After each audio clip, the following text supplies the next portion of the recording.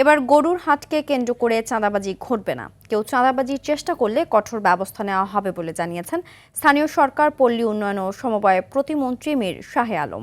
সকালে গাবতলী হাট পরিদর্শনে এসে প্রতিমন্ত্রী জানান, কোরবানির পশু আনা নেওয়ার সময় সড়কে চাঁদাবাজি রোধে কঠোর অবস্থানে থাকবে সরকার।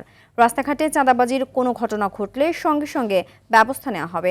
এদিকে পশু আনার সময় সড়কে যেন যানজট না হয় সে লক্ষ্যে পরিকল্পনা নেওয়া হয়েছে।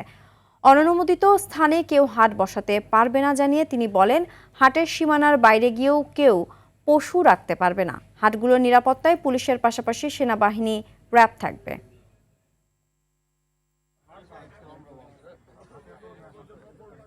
উত্তর এবং দক্ষিণ সিটি কর্পোরেশনের নির্ধারিত পশুর হাটের বাইরে নতুন করে যত্রতত্র কোনো হাট বসবে না।